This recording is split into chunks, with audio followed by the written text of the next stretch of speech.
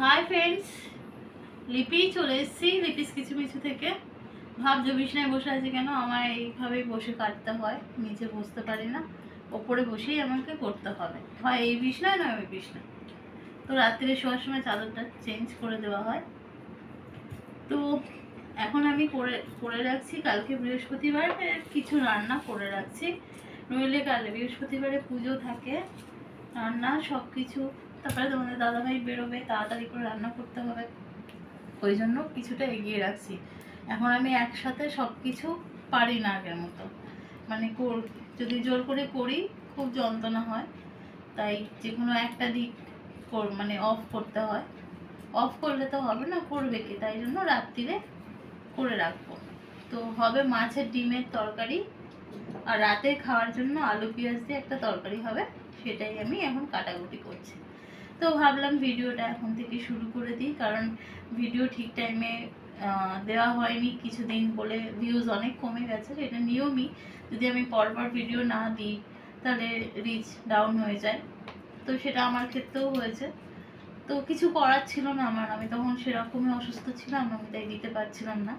তাও তোমরা যেসব বন্ধুরা আমার পাশে আছো তাদের অসংখ্য ধন্যবাদ। আবার বন্ধুরা আসবে নিশ্চয়ই, দেখবে যখন যে ভিডিও দিচ্ছি। তো আমি সবার ভিডিও ফুল ওয়াচ করে দিচ্ছি, টাইম দিয়ে, পাশে টাইমটা দেওয়াও থাকে, দেখতেই পাবে তোমরা ফুল ওয়াচ করেছে কিনা। তো এই এখন কেটে কুটে নিই, তারপর রান্নাটা তোমাদের সাথে শেয়ার করব। আর যা যা করবো মানে এখন থেকে শুরু করলাম, হয়তো কালকে গিয়ে শেষ হবে ভিডিও, বাট এখন থেকে শুরু করে দিলাম, সঙ্গে থাকুন। তো ফ্রেন্ডস, সবজি কেটে চলে এসেছি, রান্না একটা হয়ে গেছে, তো তোমাদের সাথে শেয়ার করবো বলেছিলাম। এই দেখো, এটা হবে রাত্রিরে খাওয়া হবে, এতে আলু পেঁয়াজ রসুন দিয়ে একটা মাখো মাখো তরকারি, রুটি দিয়ে খাওয়া হবে। এটা হচ্ছে কালকের জন্য মাছের ডিমের বড়া, কাটোয়া ডাঁটা আছে, আলু আছে, হয়ে এসেছে। আর একটু হলে এতে জাস্ট গরম মশলা দেবো, এতে আদা বাটা জিরে বাটা দেওয়া, সিম্পল একটা রান্না, কিন্তু খেতে খুব টেস্টি, তাই তো গো? একদম। তো এটা হচ্ছে, তো এটা কালকের জন্য আমি করে রাখছি, আর একটু মুসুর ডালও করে রাখবো। অ্যাকচুয়ালি কি হয়, এই রুই মাছের ডিম এই কাটোয়া ডাঁটা দিয়ে যে ঝোলটা হয় খেতে খুবই সুস্বাদু হয়। আর আমরা বাঙালিরা তো একটু খেতে খুব ভালোবাসি। বাঙাল বাঙাল, হ্যাঁ, সবাই কাঠ বাঙাল। বাঙাল, তো এটা খাবো। আর সবাই তো খাও মোটামুটি, আমাদের ওয়েস্ট বেঙ্গলের লোক তো ভাত মাছে ভক্ত। তো চলো, আরো কি কি করেছি টেবিলে, আসো একটু আমার সাথে। যাচ্ছি, চলো। তোমার আমার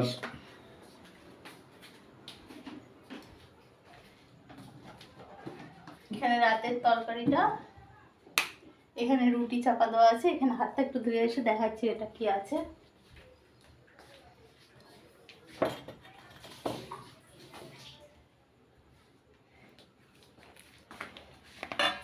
এই দেখো, খিচুড়ি, পায়েস, আলুর দম, মিষ্টি, সন্দেশ, প্রসাদ। প্রসাদ। এখানে আমাদের পাশে একজনদের বাড়ির কীর্তন হয়েছে, এই মাত্র বৌদি দিয়ে গেল, তো অনেকটাই প্রসাদ। আর খিচুড়ি খেতে তো আমার দাদাভাই ভীষণ ভালোবাসে, আমিও খাই। তো রুটি, আগে জানলে রুটি কম হতো, তবে থেকে যাবে রুটি। চলো, আর শুধু ডালটা করলে আমার মোটামুটি রান্নার কাজ হয়ে যাবে। আর চলে এসেছি হাতে মগ নিয়ে, কারণ ভেবেছিলাম সকালবেলা উঠে স্নান করে পুজো করতে চলে যাবো, তো যে হেল্পিং হ্যান্ড দিদি আসে আজকে আসেননি, আর উনি কোনোদিনই খবর দেন না যে আসবে না, কিছুই বলে না, তাই জন্য আরও অসুবিধা হয়। তো বাসন মাজা, ঘর মোছা, এগুলো সব ফেলে তো আর স্নান করতে পারেন, এগুলো করে এখন ঘর মুছছি, বাসন মাজা হয়ে গেছে।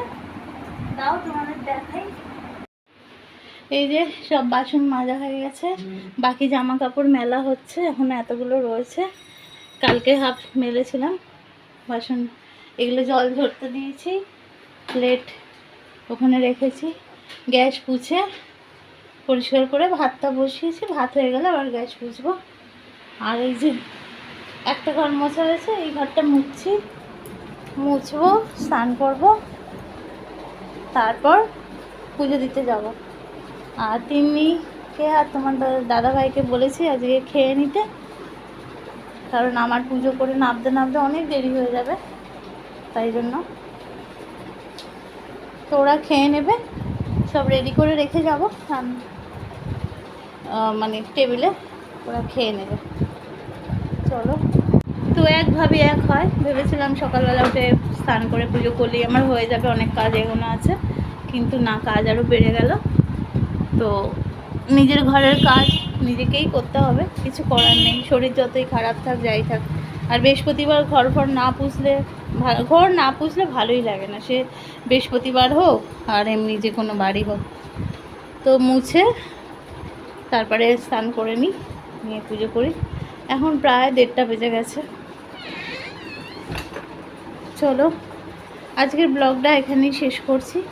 এরপরে পুজো টুজো তোমাদের সাথে শেয়ার করব, অন্য ব্লগে থাকবে, কারণ আজকে অনেক বড় হয়ে যাবে। আর অনেক বড় ব্লগ হলে দেখতে সবারই প্রবলেম হয়, সবার তো রাউটার নেই, তাছাড়া রাউটার থাকলেও অনেকগুলো কমেন্ট করলে তখন পুরোটা ব্লগ দেখে রিপ্লাই দিতে সত্যিই দেরি হয়ে যায়, মানে সম্ভব হয় না। তো চলো, টাটা, সবাই ভালো থেকো, সুস্থ থেকো, আর আমার পাশে থেকো। টাটা।